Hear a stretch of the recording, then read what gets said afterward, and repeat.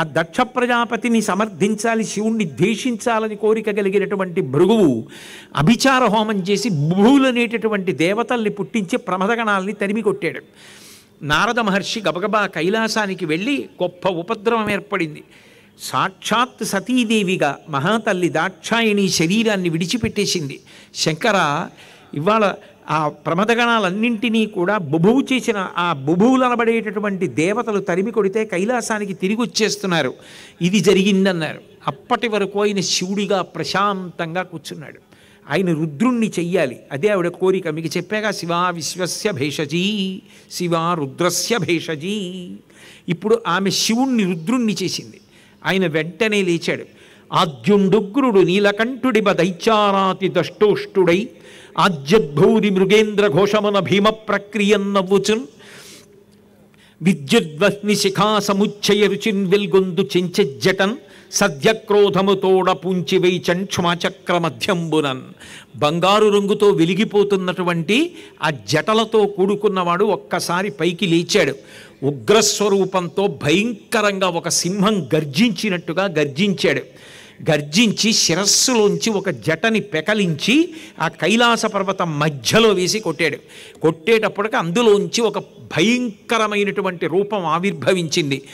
అభ్రంలిహాదభ్ర విభ్రమ బ్రభ్రమ కృన్నీల దీర్ఘ శరీరమర ప్రజ్వలజ్వలన దీప్త జ్వాలికా జ్వాల జజ్వల్యమాన కేశములు మెరయ జండ దిగ్వేదండ శుంఠాభ దుర్దండ సహస్రద్యుతిహేతి సంఘమొప్ప వీక్షణత్రయలోక వీక్షణద్యుతిలోక వీక్షణతతి దుర్నిరీక్షమగుచు గ్రకచ కఠిన కరాళ దంస్ట్రలు వెలుంగ ఘన కపాలాస్తి మాలికలు దనర అఖిలలోక భయంకరుండగుచు వీరభద్రుడు దయించమారట రుద్రుడగుచు అన్నారు పోతన గారు.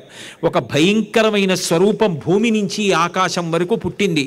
నల్లటి రూపంతో ఉండి తల మీద మంటలు మండుతున్నాయా అన్న వెంట్రుకలతోటి అనంతమైన బాహువులు, దిగ్గజముల యొక్క తొండములు ఎట్లా ఉంటాయో అటువంటి బాహువులుండి బాహువుల నిండా ఆయుధాలతో పుట్టి శంకరుడికి ప్రదక్షిణం చేసి తండ్రి ఆజ్ఞ అన్నాడు.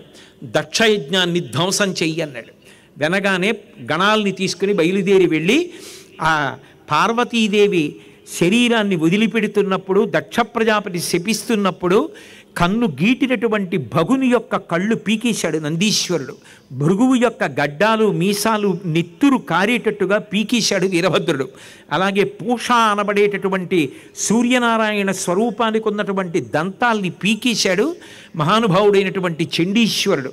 యజ్ఞ ధ్వంసం అయిపోయిన తర్వాత వీరభద్రుడు ఆ దక్ష ప్రజాపతిని నేల మీద పడేసి మంత్రపూతమైన శరీరం కత్తి చేత నరకబడలేదని కంఠం మీద కాలు పెట్టి తొక్కి శిరస్సుని గిరగిరా తిప్పి తుంపి తీసి అగ్నిహోత్రమునందు పారేశాడు. దక్షయజ్ఞ ధ్వంసం అయిపోయింది తండ్రి అని వెళ్ళి చెప్పారు. చెప్పిన తర్వాత బ్రహ్మాదులు వచ్చి శంకరుడితో మీకు పరాచికాలు ఏమిట్రా, మహానుభావుడైన దయాస్వరూపుడు, ఆయన్ని రుద్రుణ్ణి చేసింది అమ్మవారు, లోకాలు తప్పు మార్గంలో ప్రయాణించకుండా సన్మార్గంలో పెట్టింది. ఇప్పటికైనా ఆయన దగ్గరికి వెళ్ళి ఆయన పాదాల మీద పడండి.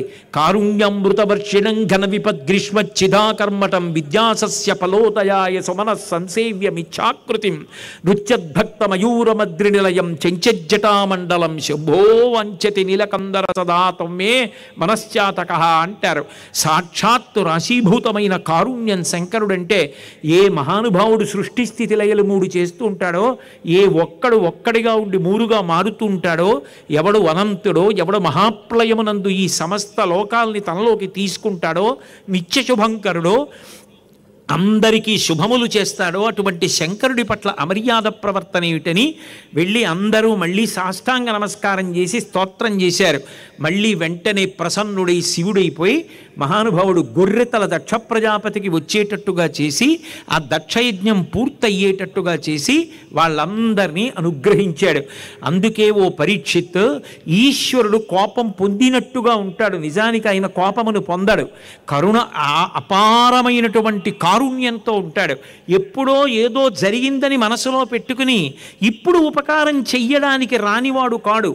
ఎంత తప్పు చేసిన వాడైనా మనసు మారి భగవంతుని వైపుకి తిరిగి పిలిస్తే చాలు, పరిగెత్తుకొచ్చి రక్షించేటటువంటి లక్షణం ఉన్నవాడు. అందుకే ఆయనే మళ్ళీ లోకానికి అంత పెద్ద ఉపకారము చేశాడు. ఆ పాలవెల్లి లోపల అప్పటికప్పటికి మందరాగము తిరిగన్ చప్పుడు నిండిన జండము చెప్పిడిదే మరుజుని చెవులు చిందరగొనియన్ ఆలోల జలధి లోపల నాలో నహి విడిచి సురల నసురల బరపన్ గీలా కోలాహలమున హాలాహల విషమ పుట్టే అవనీనాథ. ఒకప్పుడు పాలసముద్రం దగ్గరికి వెళ్ళి ఉన్న ఆయుర్దాయం సరిపోక శాశ్వతంగా బ్రతికుండి అమృతం తాగాలనుకుని క్షీరసాగర మథనం చేశారు దేవతలు రాక్షసులు. అందులోంచి అమృతం రావడం మానేసి హాలాహలం పుట్టింది.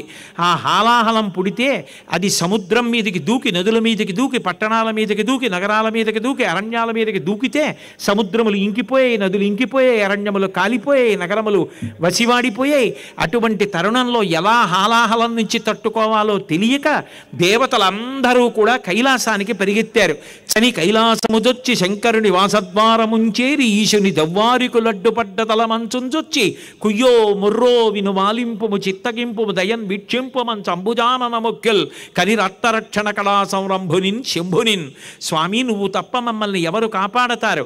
కుయ్యో ముర్రో అని పిలిస్తే వచ్చి కాపాడేటటువంటి దయ కలిగినటువంటి స్వామి నువ్వే, మమ్మల్ని కాపాడమని అందరూ వెళ్ళి ప్రార్థన చేస్తే, ఒకప్పుడు మీరందరూ నాకు యజ్ఞంలో హవిస్సు లేకుండా యజ్ఞం చేశారు కదా, ఇప్పుడు మీకు కష్టం వస్తే నేనెందుకు చెయ్యాలి అని అడగడు ఆయన తండ్రి.